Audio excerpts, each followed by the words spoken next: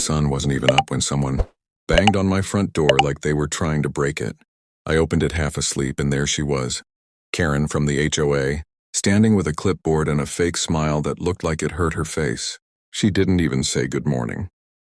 She shoved a red paper into my chest and said, "You have 24 hours to tear down this entire ranch house. It violates the neighborhood code." I stared at her, confused, because I owned 20 acres of open land. My nearest neighbor was a quarter-mile away. There wasn't even an HOA here when I bought the place. But she kept talking like she was the Queen of America. "If you don't comply, we'll take action. Financial and legal." She said legal like she was already imagining me in handcuffs. I told her calmly, "This land doesn't even fall under your HOA." She stepped closer, pointed her finger in my face, and whispered, "Everything falls under my HOA." That line shook me more than the notice. She had this scary confidence, like she knew something I didn't. Before I could ask anything, she marched toward my barn, taking photos, recording videos, acting like she was documenting a crime scene. My dog started barking from the porch, and she spun around and yelled, "Control that animal. It's a safety violation."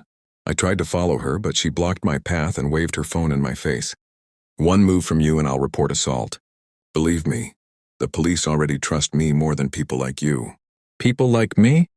I didn't know what that meant, but it hit wrong. Then she clicked her pen, scribbled something dramatically, and said, "You're also being fined $2,000 for every hour you delay. Starting now." That's when I realized she wasn't crazy.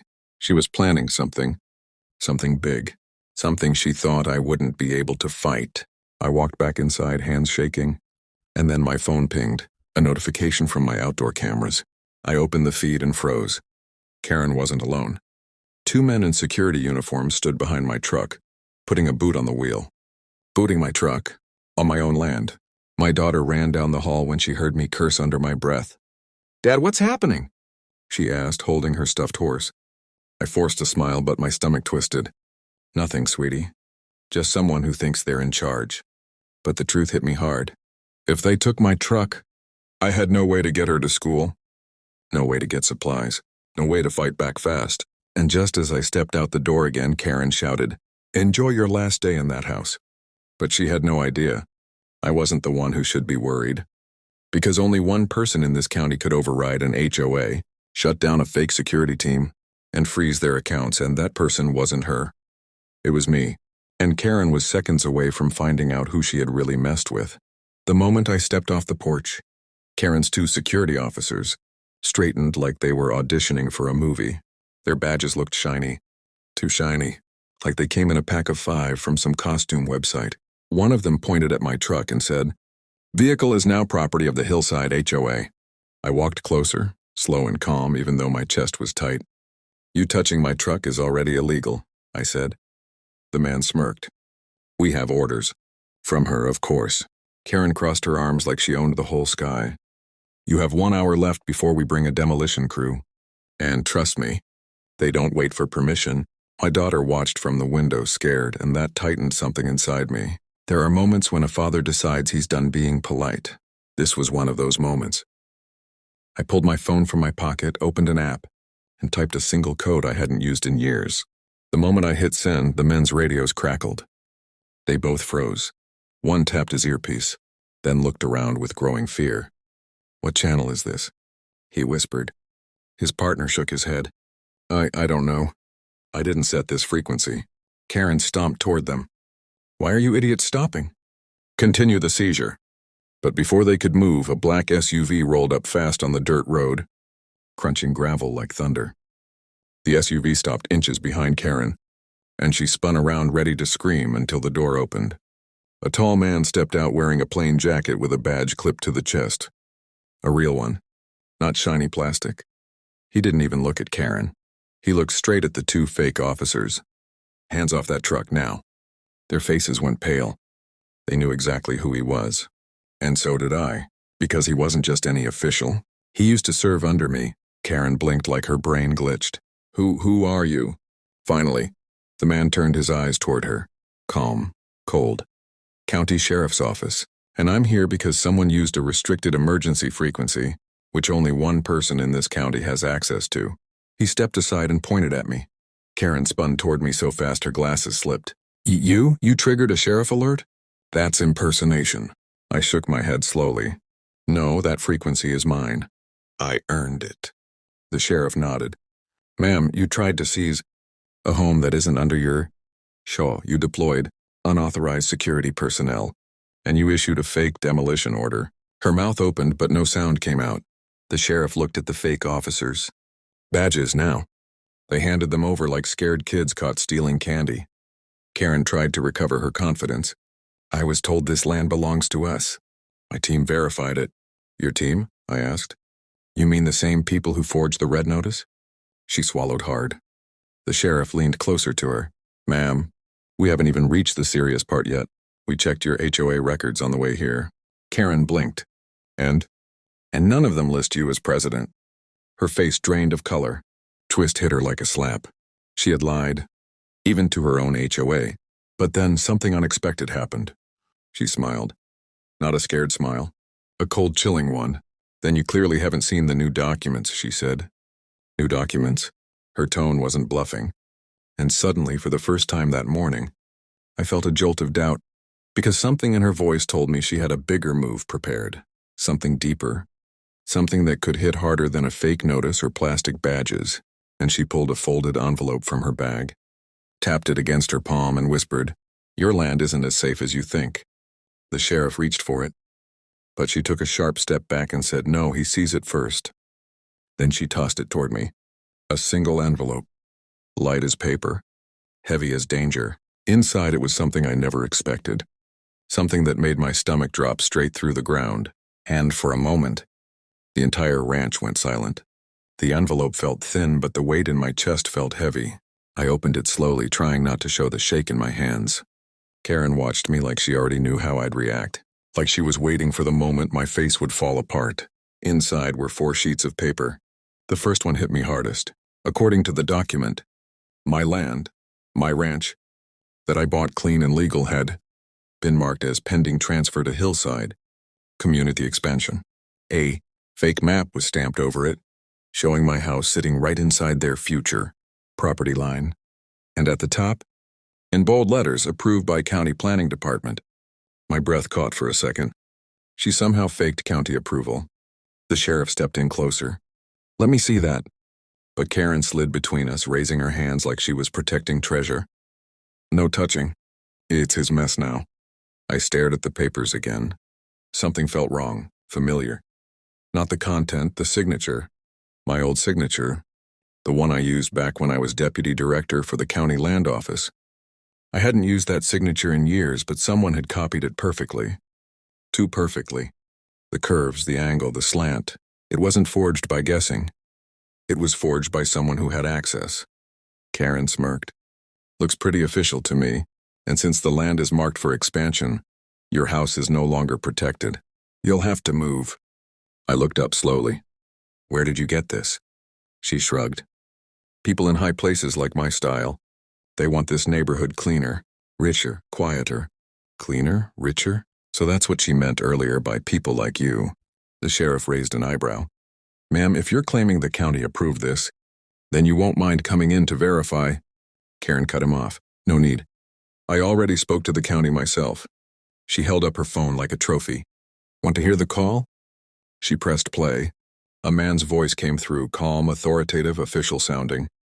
Yes, the expansion includes the ranch property. He must comply with relocation orders. The sheriff frowned. I froze, because I recognized that voice.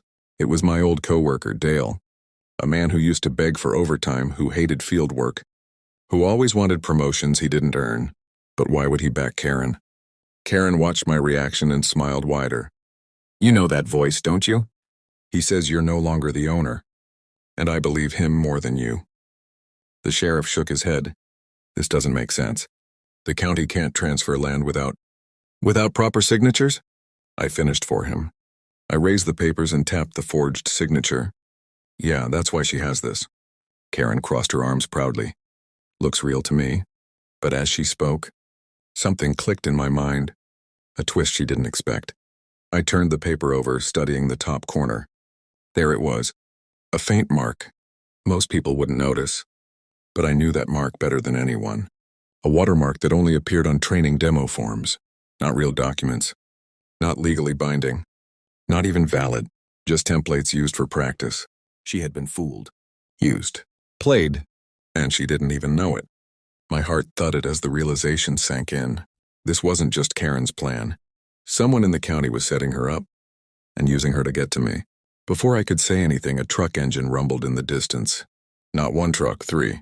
Big ones, lumbering down my driveway with flashing orange lights. Karen clapped her hands like a kid at a parade.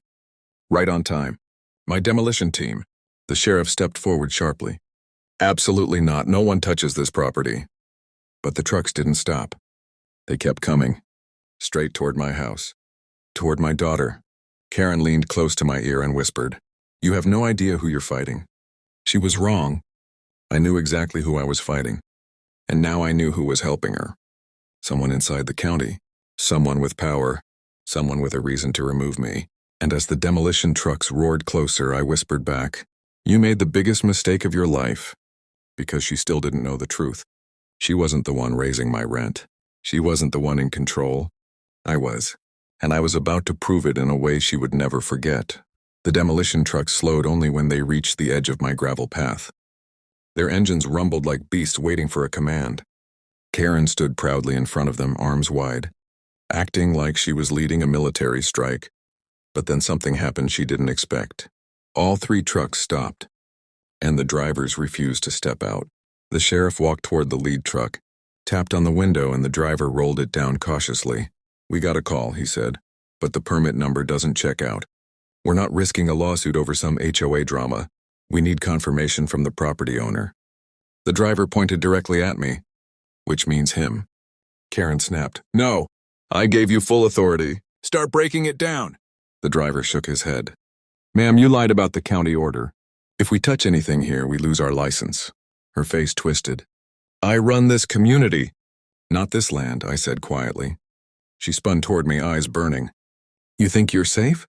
That fake signature means nothing to you?" "Dale confirmed the transfer." I stepped closer until we were eye to eye. That wasn't a transfer. That was a training form. I should know. I designed those forms myself years ago. Her smile cracked. The sheriff held up the paper to the sunlight, revealing the faint watermark. "Ma'am, this is a non-legal template. This isn't even government paper." She shook her head fast, like she could reject reality by moving enough. No, that's impossible." "Dale told me."